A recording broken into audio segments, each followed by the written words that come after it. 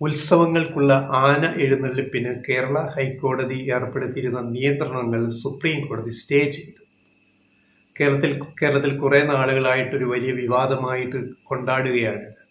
തൃശ്ശൂർ പൂരം നടക്കത്തില്ല, അതുപോലെയുള്ള കൂടുതൽ ആനകൾ പങ്കെടുക്കുന്ന ഒരു ഉത്സവങ്ങളും നടത്താൻ പറ്റാത്ത വളരെ കർശനമായ നിർദ്ദേശങ്ങളാണ് കേരള ഹൈക്കോടതിയുടെ ബെഞ്ച് കഴിഞ്ഞ നവംബർ 16 പുറപ്പെടുവിച്ചത്.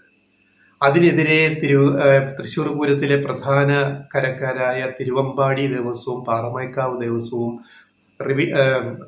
അതിനെതിരെ ഹൈക്കോടതിയിൽ ഹർജി കൊടുത്തെങ്കിലും അതേ ബെഞ്ച് തന്നെ അതിലും ഒരു ഇളവും അനുവദിക്കാൻ തയ്യാറായില്ല.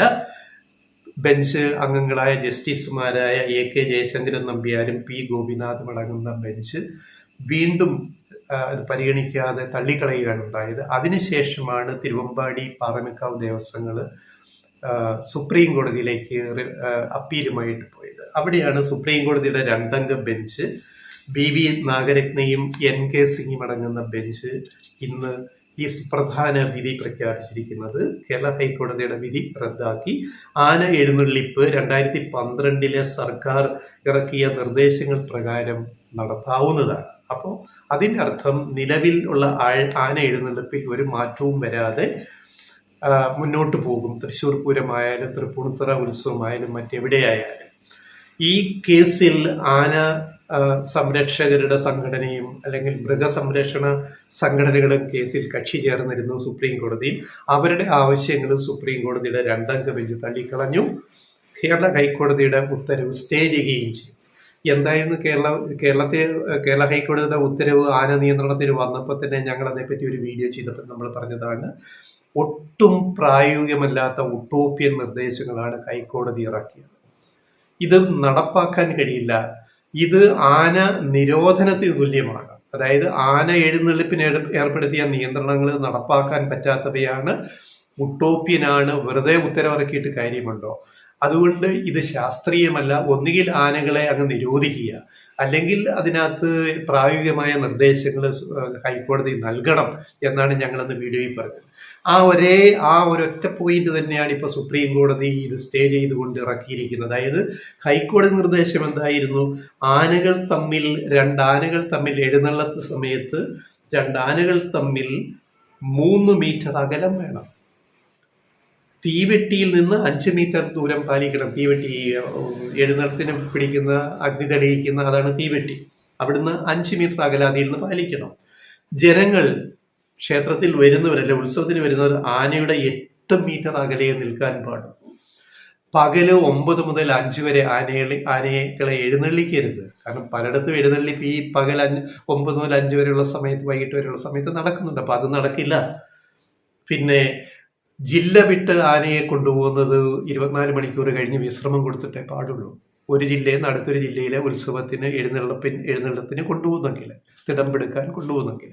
ഇങ്ങനെ ഒരിക്കലും പ്രായോഗികമല്ലാത്ത നിർദ്ദേശങ്ങളാണ് സുപ്രീം കോടതിക്ക് മുമ്പ് തന്നെ ഹൈക്കോടതി ഇറക്കിയത്. അതിനെയാണ് സുപ്രീം കോടതി ഇപ്പോൾ സ്റ്റേ ചെയ്തിരിക്കുന്നത്. സത്യം പറഞ്ഞാൽ ആചാരങ്ങളും ആനകളുടെ സംരക്ഷണവും ഒരേ രീതിയിൽ തുല്യമായി പരിഗണിച്ച് മുന്നോട്ട് പോകണം എന്നാണ് സുപ്രീം കോടതി അഭിപ്രായപ്പെട്ട ഈ 2 അംഗ ബെഞ്ച്. അതായത് ആചാരങ്ങളും ആനകളുടെ സംരക്ഷണവും ഒരുമിച്ച് കൊണ്ടുപോകാൻ കഴിയണം. ഹാൻഡ് ഇൻ ഹാൻഡ്, രണ്ടിനും ഉറപ്പ് വേണം. ആനകളുടെ ജീവന് ഭീഷണി വരാൻ പാടില്ല. ആരോഗ്യത്തോടെ ആനകളെ പരിപാലിക്കപ്പെടണം. അതേസമയം ആചാരങ്ങൾ, ആന എഴുന്നള്ളിപ്പ്, ഉത്സവങ്ങളും ഭംഗിയായിട്ട് നടക്കുകയും വേണം. ഇവിടെ ഹൈക്കോടതിയും സുപ്രീം കോടതിയും തമ്മിലുള്ള അന്തരം, ഈ വിധി സ്റ്റേ ചെയ്ത് പറയുമ്പോഴുള്ള പ്രധാന അന്തരം, ഹൈക്കോടതി വിധിയിലെ പ്രധാനപ്പെട്ട ഒരു പോയിന്റ് എന്ന് പറയുന്നത് ആന എഴുന്നള്ളിപ്പ് മത ആചാരത്തിൽ പെടുന്നില്ല എന്നാണ്. അതിനെ ഒരു പിടിവാശി കാണിക്കരുത്. അതിൽ ആനയെ എഴുന്നള്ളിക്കുന്നത് ആചാരത്തിൻ്റെ ഭാഗമല്ല എന്നാണ് കേരള ഹൈക്കോടതിയുടെ 2 അംഗ ബെഞ്ച് അഭിപ്രായപ്പെട്ടുകൊണ്ട് ഈ നിരോധനം ഏർപ്പെടുത്തിയത്. എന്നാൽ സുപ്രീം കോടതി അതിനെ തള്ളിക്കളഞ്ഞുകൊണ്ട് തന്നെ ഇത് ആചാരമാണെന്ന് തന്നെ സ്ഥാപിക്കുന്നു. അപ്പോൾ ഹൈക്കോടതിയുടെ ഉത്തരവ് നടപ്പാക്കാൻ സാധിക്കാത്ത, പ്രായോഗികമല്ലാത്ത ഉത്തരവാണെന്നും സുപ്രീം കോടതി പറയുകയുണ്ടായി 2 അംഗ ബെഞ്ച്. അപ്പോൾ പ്രായോഗിക ഉത്തരവുകളാണ് കോടതികൾ ഇറക്കേണ്ടത്. ഇത് പറഞ്ഞു പോയാൽ നമ്മൾ ശബരിമലയിൽ യുവതീ പ്രവേശനം അനുവദിച്ച സുപ്രീം കോടതിയുടെ ഭരണഘടനാ ബെഞ്ചിന്റെ വിധി വരെ നടപ്പാക്കുന്നതിൽ വന്ന തടസ്സങ്ങളും ഒക്കെ ഇതിനകത്തൊരു വലിയ വിഷയം കിടപ്പുണ്ട്. അപ്പം അതിലേക്ക് പോയാൽ അത് നീണ്ടുപോകും ആ ശബരിമല വിഷയം. അപ്പം അത് ജസ്റ്റ് ഞങ്ങളത് പെട്ടെന്ന് ഓർത്തു എന്നുള്ളതാണ്. ഇവിടെ തൃശ്ശൂർ പൂരം ഉൾപ്പെടെയുള്ളവ നടത്താൻ കഴിയാത്ത സാഹചര്യമാണ് കേരള ഹൈക്കോടതി വിധി മൂലം ഉണ്ടായത്. എന്നാൽ അതിൻ്റെ തടസ്സങ്ങൾ മാറിയിട്ടാണ് ഇപ്പോൾ സുപ്രീം കോടതിയുടെ സ്റ്റേ ഉത്തരവ് വന്നത്. തൃശ്ശൂർ പൂരം ഉൾപ്പെടെയുള്ള ഉത്സവങ്ങൾ നല്ല രീതിയിൽ മുൻ വർഷങ്ങളിലെ പോലെ 2012 ചട്ടങ്ങൾ, സർക്കാർ ചട്ടങ്ങൾ പാലിച്ചുകൊണ്ട് നടത്താൻ കഴിയുന്ന സാഹചര്യം ഇപ്പോൾ ഉണ്ടായിരിക്കും.